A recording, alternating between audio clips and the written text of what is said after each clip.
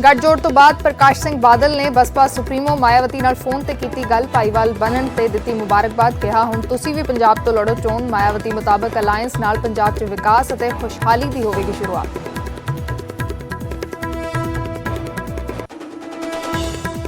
बसपा तो बाद लैफ्ट नाल भी गठजोड़ की कवायद 'च अकाली दल, पार्टियां नाल गलबात जारी। अकाली दल का बयान, कांग्रेस, आप ते बीजेपी तो इलावा सारियां नाल हो सकता है अलायंस। पंजाब 'च भखिया एससी स्कॉलरशिप का मुद्दा। आम आदमी पार्टी ने एससी कमिशन नूं चिट्ठी लिख के सरकार ते भ्रिष्टाचार दे लगाए इल्जाम। साधू सिंह धर्मसोत ते मनप्रीत बादल नूं तलब करन दी कीती मंग। दिल्ली के सिक्ख्या मंत्री के इल्जामां ते कैप्टन का पलटवार। कहा 2022 की हार देख के आप लगा रही बहाने। सिसोदिया आउण दिखावांगा पंजाब के स्कूल। स्कूली सिक्ख्या च पंजाब के अव्वल आउण ते दिल्ली सरकार ने चुके ने सवाल। फतेह किट विवाद ते सेहत मंत्री ने एक बार फिर दिता स्पष्टीकरण। बोले कोरोना पीक ते होण करके खरीदनी पई सी महंगी किट। विरोधी लगा रहे झूठे इल्जाम। गैंगस्टर जयपाल भुल्लर के परिवार ने एनकाउंटर ते चुके सवाल। कहा तरक्कियां लैण लई मारे गए नौजवान। फिरोजपुर च अज होवेगा जयपाल भुल्लर का संस्कार। 9 तारीख नूं कोलकाता च होया सी एनकाउंटर।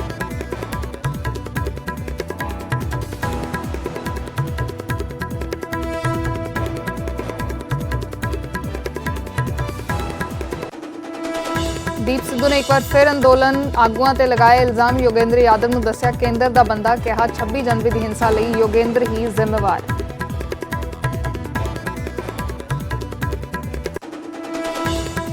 G7 शिखर सम्मेलन च पीएम मोदी ने किया संबोधन। वन अर्थ वन हैल्थ का मंत्र। कहा भविष्य च महामारियां नाल नजिठण लई होना पवेगा एकजुट। जोरदार गर्मी तो बाद एक बार फिर पंजाब, चंडीगढ़ समेत उत्तरी भारत च पिया मींह। गर्मी तो मिली राहत, किसानां दे चेहरे भी खिड़े।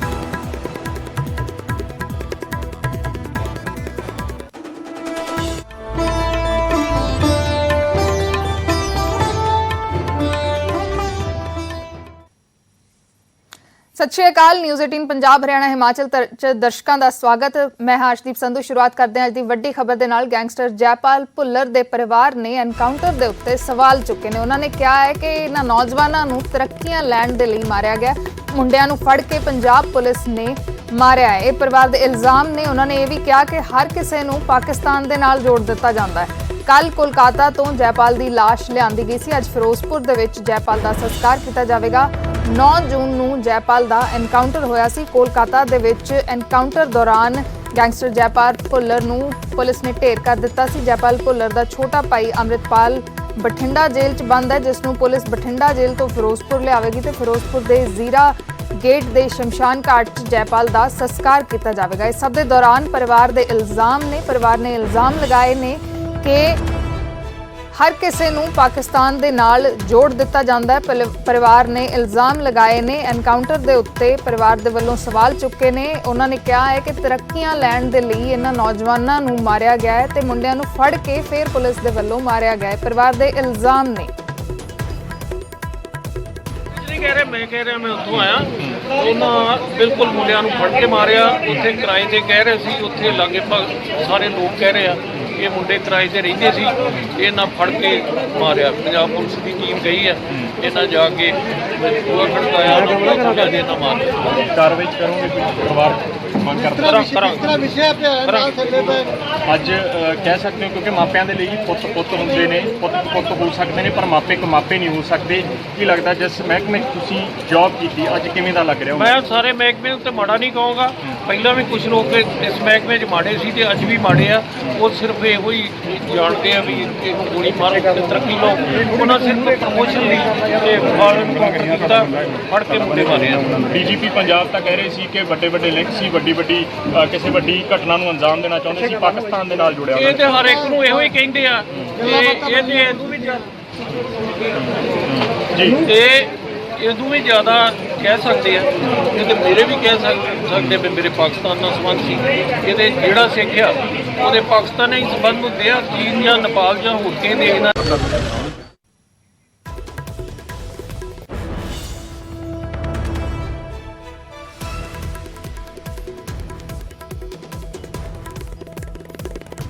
ਤੇ ਦੀਪ ਸਿੱਧੂ ਨੇ ਇੱਕ ਵਾਰ ਫੇਰ ਕਿਸਾਨ ਆਗੂਆਂ ਤੇ ਸਵਾਲ ਚੁੱਕੇ ਨੇ। ਹੁਣ ਉਹਨਾਂ ਨੇ ਕਿਹਾ ਹੈ ਕਿ ਯੋਗੇਂਦਰ ਯਾਦਵ ਨੂੰ ਉਹਨਾਂ ਨੇ ਕੇਂਦਰ ਦਾ ਬੰਦਾ ਦੱਸਿਆ ਹੈ। ਉਹਨਾਂ ਨੇ ਕਿਹਾ ਕਿ 26 ਜਨਵਰੀ ਦੀ ਹਿੰਸਾ ਦੇ ਲਈ ਯੋਗੇਂਦਰ ਯਾਦਵ ਜ਼ਿੰਮੇਵਾਰ ਹੈ। ਲਾਲ ਕਿਲਾ ਹਿੰਸਾ ਮਾਮਲੇ 'ਚ ਦੀਪ ਸਿੱਧੂ ਜ਼ਮਾਨਤ ਤੇ ਹੈ। ਦੀਪ ਸਿੱਧੂ ਦੇ ਵੱਲੋਂ ਹੁਣ ਫੇਰ ਇਲਜ਼ਾਮ ਲਗਾਏ ਗਏ ਨੇ। ਕਿਸਾਨ ਆਗੂਆਂ ਤੇ ਇੱਕ ਵਾਰ ਫੇਰ ਸਵਾਲ ਚੁੱਕੇ ਗਏ ਨੇ ਤੇ ਯੋਗੇਂਦਰ ਯਾਦਵ ਦੇ ਉੱਤੇ ਇਲਜ਼ਾਮ ਲਗਾਏ ਗਏ ਨੇ। ਉਹਨਾਂ ਨੇ ਕਿਹਾ ਹੈ ਕਿ ਯੋਗੇਂਦਰ ਯਾਦਵ ਕੇਂਦਰ ਦਾ ਬੰਦਾ ਹੈ ਤੇ 26 ਜਨਵਰੀ ਦੀ ਹਿੰਸਾ ਦੇ ਲਈ ਯੋਗੇਂਦਰ ਯਾਦਵ ਜ਼ਿੰਮੇਵਾਰ ਹੈ।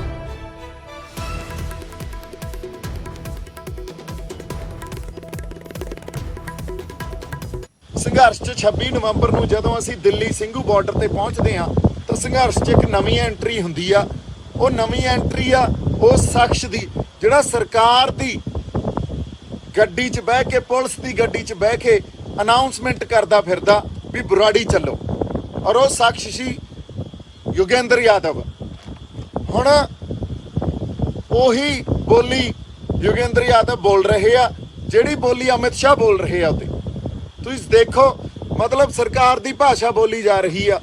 26 ਨਵੰਬਰ ਨੂੰ ਸਾਡੇ ਮੁੰਡਿਆਂ ਨੇ ਉਹਨਾਂ ਨੂੰ ਉੱਥੋਂ ਲਾਂਭੇ ਕਰਤਾ। ਉਦੋਂ ਬਾਅਦ ਸੰਘਰਸ਼ ਦਾ ਇੱਕ ਪੂਰਾ ਆਪਾਂ ਅਧਿਐਨ ਕਰਨਾ ਇਸ ਸ਼ਖਸ ਦੇ ਸੰਦਰਭ 'ਚ। ਇਹਨਾਂ ਦੀਆਂ ਕੀਤੀਆਂ ਹੋਈਆਂ, ਇਹਨਾਂ ਦੀਆਂ ਜੋ ਰਣਨੀਤੀ ਇਹਨਾਂ ਨੇ ਤੈਅ ਕੀਤੀ, ਜਿਸ ਤਰ੍ਹਾਂ ਦੀ ਇਹਨਾਂ ਨੇ ਭਾਸ਼ਾ ਜਾਂ ਸਟੇਟਮੈਂਟਸ ਦਿੱਤੀਆਂ, ਜਿਸ ਤਰ੍ਹਾਂ ਦਾ ਇੱਕ ਬਿਰਤਾਂਤ ਰਚਣ ਦੀ ਕੋਸ਼ਿਸ਼ ਕੀਤੀ, ਇਹ ਸਾਰੀਆਂ ਗੱਲਾਂ ਨੂੰ ਸਮਝਣਾ ਸਾਡੇ ਵਾਸਤੇ ਬਹੁਤ ਜ਼ਰੂਰੀ ਆ। ਕਿਉਂਕਿ ਇਹ ਗੱਲ ਵੀ ਪੱਕੀ ਆ ਵੀ ਜਦੋਂ ਇਹੋ ਜਿਹੇ ਸੰਘਰਸ਼ ਉੱਠਦੇ ਆ, ਇਹੋ ਜਿਹੀਆਂ ਲਹਿਰਾਂ ਉੱਠਦੀਆਂ ਤਾਂ ਸਰਕਾਰ ਆਪਦੇ ਬੰਦੇ ਉਹਦੇ ਵਿੱਚ ਫਿੱਟ ਕਰਦੀ ਆ।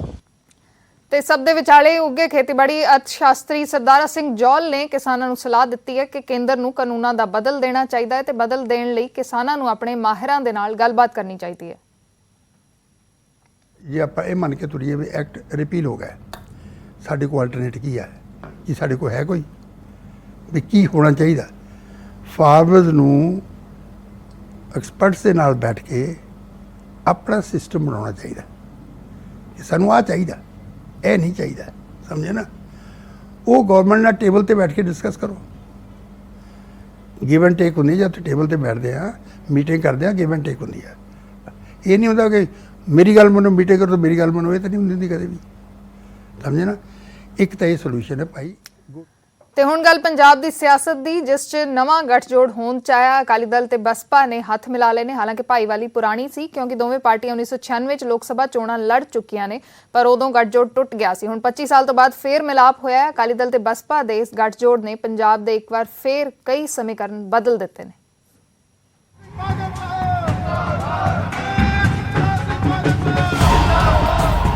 ਸ਼੍ਰੋਮਣੀ ਅਕਾਲੀ ਦਲ ਅਤੇ ਬਹੁਜਨ ਸਮਾਜ ਪਾਰਟੀ ਇੱਕ ਵਾਰ ਮੁੜ ਤੋਂ ਸਾਥੀ ਬਣ ਗਏ ਨੇ। ਬੀਜੇਪੀ ਦੇ ਨਾਲ ਅਲਾਈਅੰਸ ਟੁੱਟਣ ਤੋਂ ਬਾਅਦ ਸ਼੍ਰੋਮਣੀ ਅਕਾਲੀ ਦਲ ਨੇ ਬਹੁਜਨ ਸਮਾਜ ਪਾਰਟੀ ਨੂੰ ਚੁਣਿਆ। ਇੱਕ ਤਾਂ ਨੈਸ਼ਨਲ ਪਾਰਟੀ ਨਾਲ ਗੱਠਜੋੜ ਤੇ ਦੂਜਾ 22 ਦੀਆਂ ਚੋਣਾਂ ਦੇ ਵਿੱਚ ਦਲਿਤਾਂ ਦੀ ਵੋਟ ਸਾਧਣ ਦੀ ਕੋਸ਼ਿਸ਼। ਇਸ ਨਵੇਂ ਗੱਠਜੋੜ ਦੇ ਨਾਲ ਨਵੇਂ ਸਮੀਕਰਨ ਸਾਹਮਣੇ ਆ ਰਹੇ ਨੇ। ਗੱਠਜੋੜ ਦੀ ਬੁਨਿਆਦ 97-20 ਦੇ ਫਾਰਮੂਲੇ ਤਹਿਤ ਰੱਖੀ ਗਈ ਹੈ। ਮਤਲਬ ਅਕਾਲੀ ਦਲ 97 ਸੀਟਾਂ ਜਦਕਿ 20 ਸੀਟਾਂ ਤੇ ਬਸਪਾ ਚੋਣ ਲੜੇਗੀ। ਮੈਂ ਮਾਇਆਵਤੀ ਜੀ ਦਾ ਧੰਨਵਾਦ ਕਰਨਾ ਚਾਹੁੰਦਾ ਕਿਉਂਕਿ ਆ ਅਲਾਈਅੰਸ ਹੋਣ ਵਿੱਚ, ਆ ਦੋ ਪਰਿਵਾਰ ਇਕੱਠੇ ਜੁੜਨ ਵਿੱਚ ਸਭ ਤੋਂ ਵੱਡਾ ਯੋਗਦਾਨ ਮੈਂ ਮਾਇਆਵਤੀ ਜੀ ਦਾ। 1996 ਵਿੱਚ ਵੀ ਅਕਾਲੀ ਦਲ ਤੇ ਬਸਪਾ ਦਾ ਗੱਠਜੋੜ ਹੋਇਆ ਸੀ। ਉਸ ਸਮੇਂ ਗੱਠਜੋੜ ਨੇ ਲੋਕ ਸਭਾ ਦੀਆਂ 13 ਦੇ ਵਿੱਚੋਂ 11 ਸੀਟਾਂ ਜਿੱਤੀਆਂ, ਪਰ ਕਿਸੇ ਗੱਲੋਂ ਇਹ ਗੱਠਜੋੜ ਅੱਗੇ ਨਹੀਂ ਚੱਲਿਆ। ਪਰ ਹੁਣ ਮੁੜ ਤੋਂ ਸੁਖਬੀਰ ਬਾਦਲ ਤੇ ਮਾਇਆਵਤੀ ਦੀ ਪਾਰਟੀ ਇਕੱਠਿਆਂ 22 ਦੀ ਪਾਰੀ ਖੇਡਣ ਜਾ ਰਹੇ ਨੇ। क्योंकि आज बहुजन समाज पार्टी जो कि एक नेशनल पार्टी है, उसका गठबंधन पंजाब की सबसे मजबूत पार्टी अकाली दल, श्रोमणी अकाली दल के साथ में हो रहा है। ਅਕਾਲੀ ਦਲ ਦਲਿਤ ਡਿਪਟੀ ਸੀਐਮ ਦਾ ਐਲਾਨ ਤਾਂ ਪਹਿਲਾਂ ਹੀ ਕਰ ਚੁੱਕਿਆ ਹੈ ਤੇ ਹੁਣ ਬਸਪਾ ਦੇ ਨਾਲ ਗੱਠਜੋੜ ਕਰਕੇ ਇਸ ਐਲਾਨ ਤੇ ਮੁਹਰ ਲਗਾਉਣਾ ਚਾਹੁੰਦਾ ਹੈ। 25 ਸਾਲਾਂ ਤੋਂ ਬਹੁਜਨ ਸਮਾਜ ਪਾਰਟੀ ਵੀ ਲਗਾਤਾਰ ਚੋਣਾਂ ਲੜਦੀ ਆ ਰਹੀ ਹੈ, ਪਰ ਪੰਜਾਬ 'ਚ ਬਸਪਾ ਦੇ ਕਿਸੇ ਲੀਡਰ ਨੂੰ ਕੋਈ ਜਿੱਤ ਨਹੀਂ ਮਿਲੀ।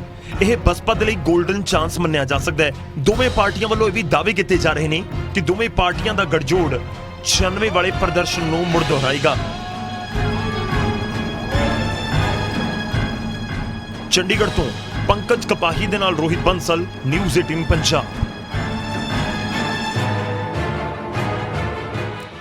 ਤੇ ਉਧਰ ਕਾਂਗਰਸ ਸਾਂਸਦ ਰਵਨੀਤ ਬਿੱਟੂ ਨੇ ਅਕਾਲੀ ਬਸਪਾ ਗੱਠਜੋੜ ਨੂੰ ਨਿਸ਼ਾਨੇ ਤੇ ਲਿਆ। ਰਵਨੀਤ ਬਿੱਟੂ ਨੇ ਕਿਹਾ ਕਿ ਅਕਾਲੀ ਦਲ ਨੂੰ ਹਮੇਸ਼ਾ ਚੋਣਾਂ 'ਚ ਉਤਰਨ ਲਈ ਵਿਸਾਖੀ ਦੀ ਲੋੜ ਪੈਂਦੀ ਹੈ ਤੇ 25 ਸਾਲ ਵਿਛੜੇ ਹੋਏ ਇਹ ਕਹਿ ਰਹੇ ਆ ਵੀ 96 ਸਾਡਾ ਸਮਝੌਤਾ ਹੋਇਆ ਸੀ ਬਹੁਜਨ ਸਮਾਜ ਪਾਰਟੀ ਨਾਲ, ਤੇ ਅੱਜ ਇੱਕ ਗੱਲ ਸਾਫ਼ ਹੋ ਗਈ, ਇੱਕ ਗੱਲ ਕਲੀਅਰ ਹੋ ਗਈ ਵੀ ਜਿਹੜੀ ਅਕਾਲੀ ਦਲ ਪਾਰਟੀ ਆ ਉਹ ਵਿਸਾਖੀਆਂ ਤੋਂ ਬਗੈਰ, ਫੌੜੀਆਂ ਤੋਂ ਬਗੈਰ ਨਹੀਂ ਚੱਲ ਸਕਦੀ। ਪਹਿਲਾਂ ਬੀਐਸਪੀ ਸੀ, ਜਦੋਂ ਉਹ ਫੌੜੀਆਂ ਹਟੀਆਂ ਤੇ ਫਿਰ ਬੀਜੇਪੀ ਦਾ ਸਹਾਰਾ ਮਿਲ ਗਿਆ। ਅੱਜ ਬੀਜੇਪੀ ਨੇ ਆਪਣਾ ਸਹਾਰਾ ਫੌੜੀਆਂ ਖਿੱਚ ਲੀਆਂ ਤਾਂ ਅੱਜ ਉਹ ਕਹਾਵਤ ਮੈਂ ਕਹਿਣਾ ਨਹੀਂ ਚਾਹੁੰਦਾ, ਚੋਰ ਚੋਰ ਮਸੇਰੇ ਭਾਈ, ਉਹ ਕੀ ਕਹਿੰਦੇ ਹੁੰਦੇ ਆ। ਤੇ ਬਸਪਾ ਤੋਂ ਬਾਅਦ ਹੁਣ ਲੈਫਟ ਨਾਲ ਗੱਠਜੋੜ ਦੀ ਕਵਾਇਦ 'ਚ ਅਕਾਲੀ ਦਲ ਨਜ਼ਰ ਆ ਰਿਹਾ। ਅਕਾਲੀ ਆਗੂ ਸਿਕੰਦਰ ਸਿੰਘ ਮਲੂਕਾ ਦਾ ਵੱਡਾ ਬਿਆਨ ਸਾਹਮਣੇ ਆਇਆ। ਉਹਨਾਂ ਨੇ ਕਿਹਾ ਕਿ ਲੈਫਟ ਪਾਰਟੀਆਂ ਦੇ ਨਾਲ ਗੱਲਬਾਤ ਜਾਰੀ ਹੈ। ਕਾਂਗਰਸ, ਆਮ ਆਦਮੀ ਪਾਰਟੀ ਤੇ ਬੀਜੇਪੀ ਨੂੰ ਛੱਡ ਕੇ ਸਭ ਨਾਲ ਅਲਾਇੰਸ ਹੋ ਸਕਦਾ ਹੈ। ਸਿਕੰਦਰ ਸਿੰਘ ਮਲੂਕਾ ਦਾ ਇਹ ਵੱਡਾ ਬਿਆਨ ਸਾਹਮਣੇ ਆਇਆ ਜਿਸ 'ਚ ਉਹਨਾਂ ਨੇ ਕਿਹਾ ਹੈ ਕਿ ਲੈਫਟ ਪਾਰਟੀਆਂ ਦੇ ਨਾਲ ਗੱਲਬਾਤ ਚੱਲ ਰਹੀ ਹੈ ਤੇ ਲੈਫਟ ਪਾਰਟੀਆਂ ਦੇ ਨਾਲ ਗੱਠਜੋੜ ਦੇ ਸੰਕੇਤ ਅਕਾਲੀ ਦਲ ਦੇ ਵੱਲੋਂ ਹੁਣ ਦਿੱਤੇ ਗਏ ਨੇ। 1996 ਨੂੰ ਦੁਹਰਾਏਗਾ, ਉਦੋਂ ਅੱਗੇ ਜਾਏਗਾ। ਬਿਲਕੁਲ ਤੁਸੀਂ ਵੇਖੋਗੇ ਕਿ ਬਹੁਤ ਵੱਡੀ ਜਿੱਤ ਜਿਹੜਾ ਗੱਠਜੋੜਾ ਕਰੇਗਾ। ਸਾਡੀ ਕੋਸ਼ਿਸ਼ ਹਲੇ ਹੋਰ ਵੀ ਹੈ। ਅਸੀਂ 3 ਪਾਰਟੀਆਂ ਨੂੰ ਛੱਡ ਕੇ, Aam Aadmi party, Congress party, Bharatiya Janata party ਨੂੰ ਛੱਡ ਕੇ ਬਾਕੀ ਹਮਖਿਆਲ ਪਾਰਟੀਆਂ ਜਿਹੜੀਆਂ ਪੰਜਾਬ ਦੇ ਵਿੱਚ ਕਮਿਊਨਿਸਟ ਪਾਰਟੀਆਂ ਨੇ ਦੋਨੇ, ਉਹਨਾਂ ਨਾਲ ਵੀ ਸਾਡਾ ਕੋਈ ਵਿਚਾਰਕ ਮਤਭੇਦ ਨਹੀਂ। ਸਾਡੀਆਂ ਨੀਤੀਆਂ ਮਿਲਦੀਆਂ ਨੇ। ਜਿਵੇਂ ਬਹੁਜਨ ਅਸੀਂ 96 'ਚ ਕੀਤਾ, ਉਹਨਾਂ ਨਾਲ ਵੀ ਸਾਡਾ 80 ਤਾਈਂ ਸਮਝੌਤਾ ਰਿਹਾ। ਪੰਜਾਬ ਦੇ ਵਿੱਚ 67 ਤੋਂ ਲੈ ਕੇ 80 ਤਾਈਂ ਅਸੀਂ ਇਕੱਠੇ ਚੋਣਾਂ ਲੜਦੇ ਰਹੇ ਹਾਂ। ਸੋ ਸਾਡੀ ਕੋਸ਼ਿਸ਼ ਉਹਨਾਂ ਨਾਲ ਵੀ ਚੱਲ ਰਹੀ ਹੈ। ਉਸੇ ਵੇਲੇ ਤੋਂ ਗੱਲਬਾਤ ਕਮਿਊਨਿਸਟ ਪਾਰਟੀਆਂ ਨਾਲ ਦੋਨਾਂ ਨਾਲ ਵੀ ਸਾਡੀ ਚੱਲਦੀ ਹੈ। ਬੜੇ ਵਧੀਆ ਮਾਹੌਲ ਦੇ ਵਿੱਚ ਚੱਲ ਰਹੀ ਹੈ। ਇਸ ਵੇਲੇ ਦਿੱਲੀ ਵੀ ਚੱਲਦੀ ਹੈ, ਇੱਥੇ ਵੀ ਚੱਲਦੀ ਹੈ। ਸੋ ਸਾਨੂੰ ਲੱਗਦਾ ਵੀ ਉਹ ਵੀ ਸਾਡਾ ਸਿਰੇ ਚੜ੍ਹ ਜਾਏਗਾ, ਕਿਉਂਕਿ ਸਾਡੇ ਵਿੱਚ ਟਕਰਾਓ ਨਹੀਂ ਹੈਗਾ, ਨਾ ਕਮਿਊਨਿਸਟ ਪਾਰਟੀਆਂ ਦਾ, ਨਾ ਬਹੁਜਨ ਦਾ, ਆਪ ਵੀ ਦੀ ਵੀ ਨਹੀਂ ਹੈਗਾ ਇਹਨਾਂ ਦਾ ਕੋਈ। ਅਸੀਂ ਉਹਨਾਂ ਨੂੰ ਵੀ ਪੁੱਛ ਲਿਆ ਸੀ, ਬਹੁਜਨ ਨਾਲ ਕਰ ਲਈਏ ਤੁਹਾਨੂੰ ਕੋਈ ਇਤਰਾਜ਼ ਨਹੀਂ, ਬਹੁਜਨ ਨੂੰ ਵੀ ਪੁੱਛ ਲਿਆ ਸੀ, ਉਹਨਾਂ ਨਾਲ ਕਰ ਲਈਏ ਤੁਹਾਨੂੰ ਕੋਈ ਇਤਰਾਜ਼ ਨਹੀਂ। ਨੋ, ਸਾਰਾ ਇੱਕ ਨੀਤੀ ਹੈਗੀ। ਸੋ ਤੇ ਗੱਠਜੋੜ ਦੇ ਐਲਾਨ ਤੋਂ ਬਾਅਦ ਅਕਾਲੀ ਦਲ ਦੇ ਸਰਪ੍ਰਸਤ ਸਰਦਾਰ ਪ੍ਰਕਾਸ਼ ਸਿੰਘ ਬਾਦਲ ਨੇ ਮਾਇਆਵਤੀ ਦੇ ਨਾਲ ਫੋਨ ਤੇ ਗੱਲ ਕੀਤੀ। ਨਵੀਂ ਭਾਈਵਾਲੀ ਦੇ ਲਈ ਬਸਪਾ ਸੁਪਰੀਮੋ ਮਾਇਆਵਤੀ ਨੂੰ ਵਧਾਈ ਦਿੱਤੀ। ਪ੍ਰਕਾਸ਼ ਸਿੰਘ ਬਾਦਲ ਨੇ ਮਾਇਆਵਤੀ ਨੂੰ ਪੰਜਾਬ ਤੋਂ ਚੋਣ ਲੜਨ ਦਾ ਵੀ ਸੱਦਾ ਦਿੱਤਾ। हेलो बहन जी, बहुत बहुत मुबारक आपको जी। आज जी बहुत खुशी हुई, इतनी खुशी हुई है कि मैं बयान नहीं कर सकता। सब सेरेमनी हो गई, बहुत खुशी हुई जी। आप जल्दी आपको दावत देंगे कि पंजाब में आएँ। ठीक है जी, ठीक। हाँ, आगे से आप इलेक्शन भी पंजाब से लड़ेंगे। आपका स्वास्थ्य पूछ रही है, आपका स्वास्थ्य, आपका सेहत ठीक है जी? आपकी सेहत पूछ रही है। मेरी ठीक है जी, बिल्कुल ठीक है।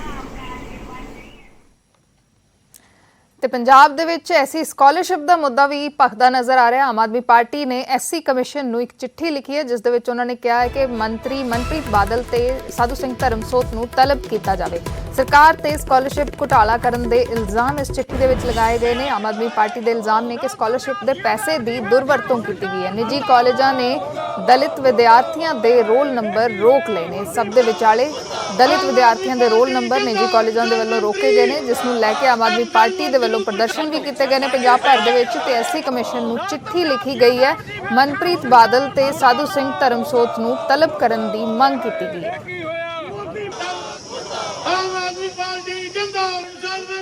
ਤੇ ਇਸੇ ਖਬਰ ਤੇ ਵਧੇਰੇ ਜਾਣਕਾਰੀ ਦੇ ਲਈ ਚੰਡੀਗੜ੍ਹ ਤੋਂ ਸਾਡੇ ਸਹਿਯੋਗੀ ਰੋਹਿਤ ਬੰਸਲ ਸਾਡੇ ਨਾਲ ਜੁੜੇ ਨੇ। ਰੋਹਿਤ, ਕੀ ਹੈ ਪੂਰੀ ਜਾਣਕਾਰੀ? ਐਸਸੀ ਸਕਾਲਰਸ਼ਿਪ ਦਾ ਮੁੱਦਾ ਲਗਾਤਾਰ ਭਖ ਰਿਹਾ ਹੈ। ਐਸਸੀ ਕਮਿਸ਼ਨ ਨੇ ਵੀ ਨੋਟਿਸ ਲਿਆ ਸੀ। ਅਸੀਂ ਸਿਆਸਤ ਵੀ ਦੇਖ ਰਹੇ ਸੀ ਪਿਛਲੇ ਦਿਨਾਂ ਦੇ ਵਿੱਚ, ਇੱਕ ਦੂਸਰੇ ਤੇ ਇਲਜ਼ਾਮ ਲਗਾਏ ਗਏ ਸੀ। ਕੇਂਦਰ ਦੇ ਉੱਤੇ ਪੰਜਾਬ ਸਰਕਾਰ ਇਲਜ਼ਾਮ ਲਗਾ ਰਹੀ ਸੀ ਕਿ ਉਹਨਾਂ ਨੇ ਜਿਹੜਾ ਫੰਡ ਹੈ ਉਹ ਰਿਲੀਜ਼ ਨਹੀਂ ਕੀਤਾ। ਕੀ ਹੈ ਪੂਰੀ ਜਾਣਕਾਰੀ? ਹਾਂ ਜੀ, ਬਿਲਕੁਲ। ਅਸੀਂ ਜੇਕਰ ਗੱਲ ਕਰੀਏ ਕਿ ਪੰਜਾਬ ਦੇ ਵਿੱਚ ਜਿਹੜੇ 2017 ਤੋਂ ਲੈ ਕੇ 2020 ਤੱਕ ਦੇ ਵਿਦਿਆਰਥੀਆਂ ਦੇ ਵਜੀਫਿਆਂ ਦੇ ਪੈਸੇ ਸੀ, ਉਹ ਹਲੇ ਤੱਕ ਜਿਹੜੇ ਕਾਲਜ ਆ ਉਹਨਾਂ ਨੂੰ ਮਿਲ ਨਹੀਂ ਪਾਏ, ਜਿਸ ਦੀ ਵਜ੍ਹਾ ਦੇ ਕਰਕੇ ਕਾਲਜਾਂ ਵੱਲੋਂ ਜਿਹੜੇ ਇਸ ਸਾਲ ਦੇ ਵਿਦਿਆਰਥੀ ਸੀ ਉਹਨਾਂ ਦੇ ਰੋਲ ਨੰਬਰ ਹੈ ਜਿਹੜੇ ਉਹਨਾਂ ਤੇ ਰੋਕ ਲਗਾ ਦਿੱਤੀ ਗਈ।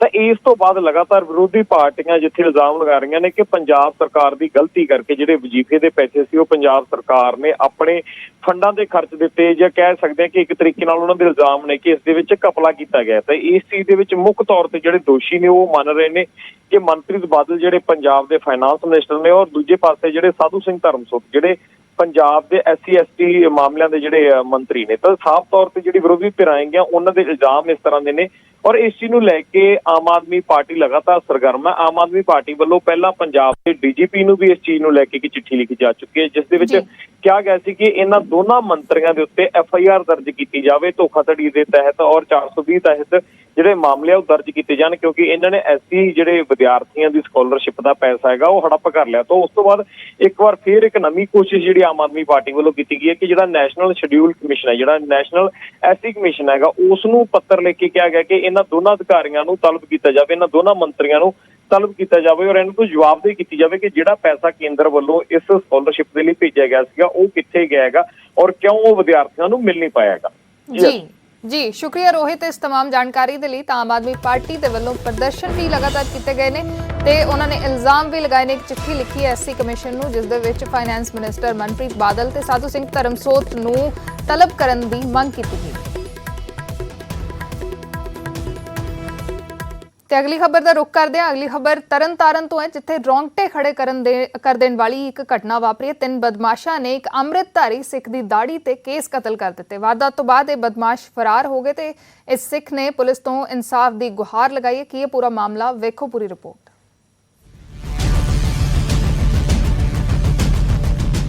ਤਰਨਤਾਰਨ 'ਚ ਬੇਖੌਫ ਬਦਮਾਸ਼, ਅੰਮ੍ਰਿਤਧਾਰੀ ਦੇ ਕੱਟੇ ਕੇਸ਼, ਬੰਦੂਕ ਦੀ ਨੋਕ ਤੇ ਦਿੱਤਾ ਵਾਰਦਾਤ ਨੂੰ ਅੰਜਾਮ। ਮਾਮਲਾ ਤਰਨਤਾਰਨ ਦੇ ਪਿੰਡ ਫਤਿਆਬਾਦ ਦਾ ਹੈ, ਜਿੱਥੇ ਖੌਫਨਾਕ ਘਟਨਾ ਵਾਪਰੀ। ਘਟਨਾ ਨੇ ਪੁਲਿਸ ਨੂੰ ਸ਼ੀਸ਼ਾ ਵਿਖਾ ਦਿੱਤਾ ਹੈ ਕਿ ਕਿਸ ਤਰ੍ਹਾਂ ਬਦਮਾਸ਼ਾਂ ਦੇ ਹੌਸਲੇ ਬੁਲੰਦ ਨੇ। ਬਦਮਾਸ਼ਾਂ ਨੇ ਇੱਕ ਅੰਮ੍ਰਿਤਧਾਰੀ ਸਿੱਖ ਦੀ ਦਾੜੀ ਤੇ ਕੇਸ਼ ਕਤਲ ਕਰ ਦਿੱਤੇ। 3 ਬਦਮਾਸ਼ਾਂ ਨੇ ਰਾਤ ਨੂੰ ਉਸ ਸਮੇਂ ਵਾਰਦਾਤ ਨੂੰ ਅੰਜਾਮ ਦਿੱਤਾ ਜਦ ਪੇਸ਼ੇ ਤੋਂ ਡਾਕਟਰ ਸਿੱਖ ਦੁਕਾਨ ਬੰਦ ਕਰਕੇ ਘਰ ਵਾਪਸ ਜਾ ਰਿਹਾ ਸੀ। ਬਦਮਾਸ਼ ਕਾਰ ਰੁਕਵਾਉਂਦੇ ਨੇ, ਬੰਦੂਕ ਦੀ ਨੋਕ ਤੇ ਕਾਰ 'ਚ ਬੈਠਦੇ ਨੇ, ਸਿੱਖ ਡਾਕਟਰ ਹਰਪ੍ਰੀਤ ਸਿੰਘ ਨਾਲ ਕੁੱਟਮਾਰ ਕਰਦੇ ਨੇ। ਇਸ ਤੋਂ ਪਹਿਲਾਂ ਕਿ ਹਰਪ੍ਰੀਤ ਸਿੰਘ ਬਚਾਅ ਕਰਦਾ, ਬਦਮਾਸ਼ਾਂ ਨੇ ਕੈਂਚੀ ਕੱਢੀ ਤੇ ਦਾੜੀ ਤੇ ਕੇਸ਼ ਕਤਲ ਕਰਕੇ ਫਰਾਰ ਹੋ ਗਏ। ਪੀੜਤ ਹਰਪ੍ਰੀਤ ਸਿੰਘ ਨੇ ਇਨਸਾਫ ਦੀ ਗੁਹਾਰ ਲਗਾਈ ਹੈ। ਕੁਛ ਨਹੀਂ, ਮੈਂ ਗੱਡੀ ਤੇ ਆ ਰਿਹਾ ਸੀ, ਮੈਂ ਆਦੇ ਕਲੀਨਿਕ ਆਫ ਕਰਕੇ ਤੇ 3 ਮੁੰਡੇ ਆਏ, ਹੱਥ ਕੀਤਾ ਰੋਕੀ ਆ ਤੇ ਪਿਸਤੌਲ ਦਿਖਾ ਕੇ ਗੱਡੀ 'ਚ ਬਹਿ ਗਏ, ਮੇਰੇ ਨਾਲ ਹੱਥੋਂ ਮੁੱਕੀ ਹੋ ਗਏ ਮੇਰੇ ਨਾਲ। ਮੈਂ ਇੰਨਾ ਸਹਿਮ ਚੁੱਕਿਆ, ਮੈਨੂੰ ਪਤਾ ਹੀ ਨਹੀਂ ਆ ਕੀ ਕਰ ਗਏ, ਕੀ ਕਰ ਕੈਂਚੀ ਫੜੀ ਆ, ਮੇਰੀ ਦਾੜੀ ਕੇਸ ਕੱਟ ਕੇ ਤੇ ਚਲੇ ਗਏ ਜੀ। ਘਟਨਾ ਨੇ ਪੁਲਿਸ ਨੂੰ ਵੀ ਹਰਕਤ 'ਚ ਲਿਆ ਦਿੱਤਾ ਤੇ ਮਾਮਲਾ ਦਰਜ ਕਰਕੇ ਜਾਂਚ ਸ਼ੁਰੂ ਕਰ ਦਿੱਤੀ ਹੈ ਤੇ ਹਰਪ੍ਰੀਤ ਸਿੰਘ ਨੂੰ ਇਨਸਾਫ ਦਿਵਾਉਣ ਦਾ ਭਰੋਸਾ ਦਿੱਤਾ ਹੈ। ਮੋਟਰਸਾਈਕਲ ਸਵਾਰ 3 ਨੌਜਵਾਨਾਂ ਨੇ ਉਹਦੀ ਕਾਰ ਨੂੰ ਹੱਥ ਦੇ ਕੇ ਰੁਕਵਾਇਆ ਤੇ ਉਹਦੇ ਨਾਲ ਘਸੁੱਣ ਮੁੱਕੀ ਕੀਤੀ ਤੇ ਬਾਅਦ ਦੇ ਵਿੱਚ ਉਹਦੀ ਮੁੱਛਾਂ ਤੇ ਦਾੜੀ ਦੇ ਕੁਝ ਵਾਲ ਕੈਂਚੀ ਨਾਲ ਕੱਟ ਦਿੱਤੇ। ਜਿਸ ਸੰਬੰਧੀ FIR ਅਸੀਂ ਦਰਜ ਕਰ ਲਈ ਹੈ ਅਣਪਛਾਤੇ ਬੰਦਿਆਂ ਦੇ ਖਿਲਾਫ ਤੇ ਡੂੰਘਾਈ ਨਾਲ ਇਹਦੀ ਜਾਂਚ ਕਰ ਰਹੇ ਹਾਂ। ਭਾਵੇਂ ਪੁਲਿਸ ਨੇ ਮਾਮਲੇ ਨੂੰ ਗੰਭੀਰਤਾ ਨਾਲ ਲਿਆ ਤੇ ਮੁਲਜ਼ਮਾਂ ਨੂੰ ਛੇਤੀ ਗ੍ਰਿਫਤਾਰ ਕਰਨ ਦੀ ਗੱਲ ਆਖੀ ਹੈ, ਪਰ ਇਸ ਘਟਨਾ ਨੇ ਇਲਾਕੇ 'ਚ ਦਹਿਸ਼ਤ ਦਾ ਮਾਹੌਲ ਬਣਾ ਦਿੱਤਾ ਹੈ ਤੇ ਵੇਖਣਾ ਇਹ ਹੋਵੇਗਾ ਕਿ ਮੁਲਜ਼ਮ ਕਿੰਨੀ ਛੇਤੀ ਕਾਨੂੰਨ ਦੇ ਸ਼ਿਕੰਜੇ 'ਚ ਹੋਣਗੇ ਤੇ ਹਰਪ੍ਰੀਤ ਸਿੰਘ ਨੂੰ ਇਨਸਾਫ ਮਿਲੇਗਾ। ਤਰਨਤਾਰਨ ਤੋਂ ਸਿਧਾਰਥ ਅਰੋੜਾ, ਨਿਊਜ਼ 18। ਤੇ ਕੋਵਿਡ-19 ਮਹਾਮਾਰੀ ਨੇ ਆਪਸੀ ਨਿਰਭਰਤਾ ਦੀ ਭਾਵਨਾ ਨੂੰ ਮਜ਼ਬੂਤ ਕੀਤਾ ਹੈ, ਜਿਸ ਨਾਲ ਪੂਰਾ ਦੇਸ਼ ਇਸ ਮੁਸੀਬਤ ਦਾ ਇਕਜੁੱਟ ਹੋ ਕੇ ਮੁਕਾਬਲਾ ਕਰ ਸਕੇ। ਵੈਕਸੀਨੇਸ਼ਨ ਦੇ ਐਲਾਨ ਤੋਂ ਬਾਅਦ ਜ਼ਰੂਰਤ ਹੋਵੇਗੀ ਕਿ ਅਸੀਂ ਵੀ ਆਪਣਾ ਮੋਹਰੀ ਯੋਗਦਾਨ ਦਈਏ, ਜਿਸ ਨਾਲ ਅਸੀਂ ਇੱਕੋ ਸਮੇਂ ਵਾਇਰਸ ਨੂੰ ਹਰਾਉਣ ਵੱਲ ਕਦਮ ਵਧਾ ਸਕੀਏ। ਅਤੇ ਨੈਟਵਰਕ 18 ਇਸ ਮੁਹਿੰਮ 'ਚ ਹਰ ਕਦਮ ਤੇ ਸਾਡੇ ਨਾਲ ਹੋਵੇਗਾ। ਜਦ ਤੱਕ ਸਾਰੇ ਸੁਰੱਖਿਅਤ ਨਹੀਂ ਹੁੰਦੇ, ਉਦੋਂ ਤੱਕ ਕੋਈ ਵੀ ਸੁਰੱਖਿਅਤ ਨਹੀਂ ਹੋਵੇਗਾ। ਇਸ ਸੋਚ ਦੇ ਆਧਾਰ ਤੇ ਕੈਂਪੇਨ ਸੰਜੀਵਨੀ ਦਾ ਉਦੇਸ਼ ਇਹ ਸੁਨਿਸ਼ਚਿਤ ਕਰਨਾ ਹੈ ਕਿ ਵੈਕਸੀਨ ਪਾਉਣਾ ਸਾਰੇ ਭਾਰਤੀਆਂ ਦਾ ਅਧਿਕਾਰ ਹੈ।